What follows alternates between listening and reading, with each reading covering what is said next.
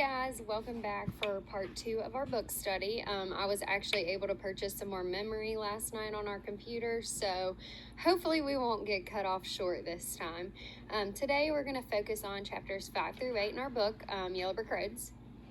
So throughout these chapters, Alan outlines the use of shared reading, guided reading, and independent reading, and also provides many tools for evaluating students and the progress that they are making. So first, Alan focuses on shared reading within the classroom, where she also provides rationale and techniques on how to engage in shared reading. So some shared reading examples would be a book with individual student copies, readings of entire novels or short stories, experts from fiction or nonfiction, poetry, text used in literature circles, which are actually just small groups of students that kind of get together and discuss literature in depth. This could also be when students have individual copies of the text, while the teacher uses the text on like a PowerPoint presentation or Blackboard, or Elmos as we call them today. So during her time of research on shared reading, Alan did a survey of 600 middle and high school students just to kind of see what they thought helped them out the most in their reading achievement and within shared reading. So this didn't seem to surprise her, because within her classroom she had noticed that shared reading had kind of more potential for her students in increasing their ability to read aloud, because of the additional support that it gave the students with the text in front of them and them just being able to kind of follow through. So within her study, some students mentioned why they did like shared reading the most. 5 of the reasons were: it's easier to understand when the teacher is reading. This way, they're all at the same place at the same time, which I completely understand that. Third was the teachers read faster, so they learn to follow faster, so they're able to kind of follow through the text a little easier. They said they hear and see words that they would normally just kind of skim over, so it helps that the teacher is super fluent in her reading. And when they read alone, they have a hard time reading and actually thinking about the reading. So they're saying they're more than likely just kind of skimming through, not really comprehending. So they really liked the shared reading and the teacher kind of taking the role while they're just following through with their copies. So it does have many purposes. A few that stood out to me within the book was that we use shared reading to model fluent reading behavior for our students so that they can transfer into independent reading together. And the fact that it increases students' knowledge of the language, like the student mentioned above. When the teacher reads, they see and hear words that they would normally just kind of skim over and not really think twice about. So one reason that Allison focuses on shared reading and not round-robin reading, as she called it, is due to the fluency of one person reading.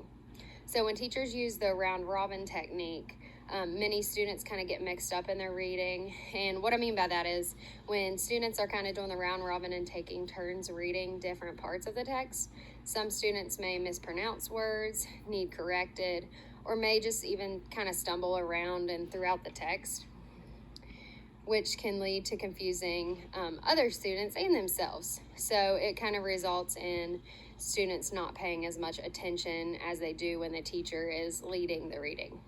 So when used shared reading in the classroom, one technique Allison describes that she uses is RPM. This actually stands for recall, predict, and move on.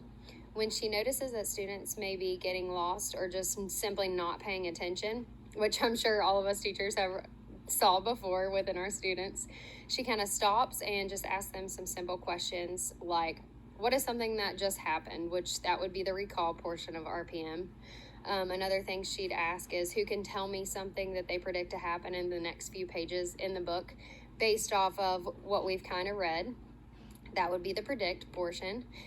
And then she simply just makes sure everyone is back with her and she just moves on with the rest of the story.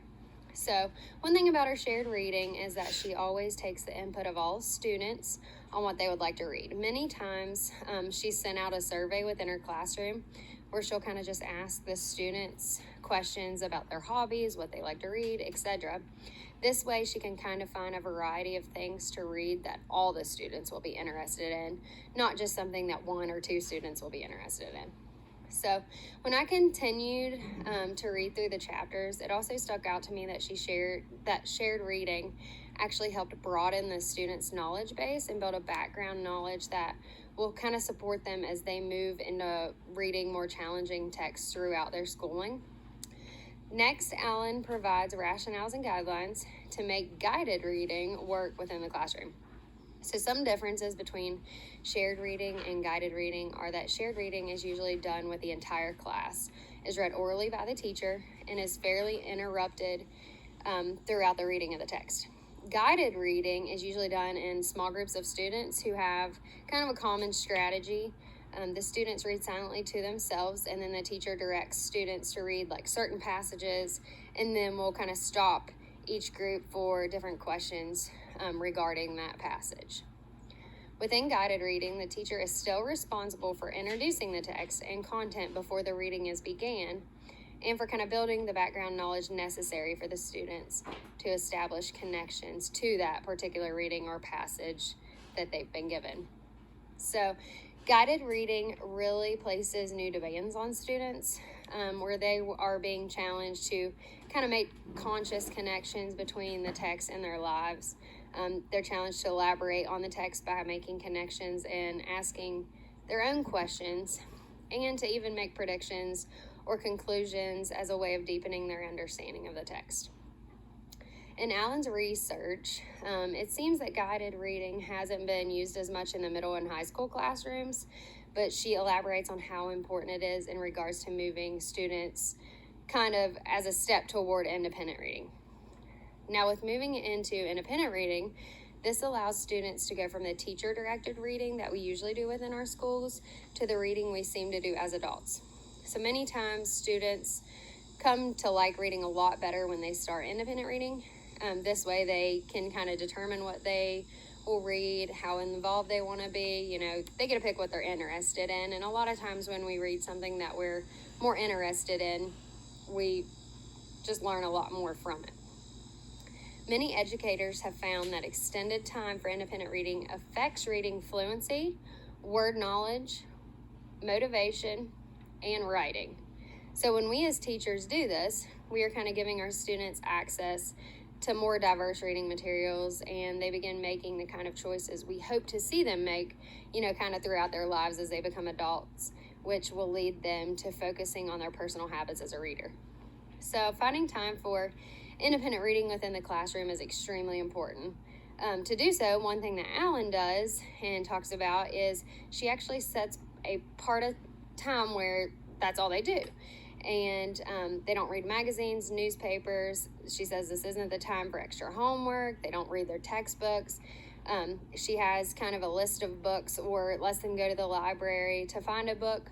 And they all sit down and read a book that interests them.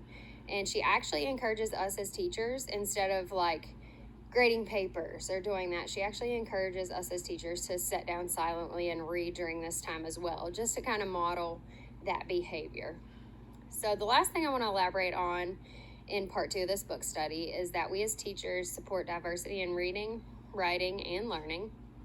One way we can do this is organizing different parts of the class for choice.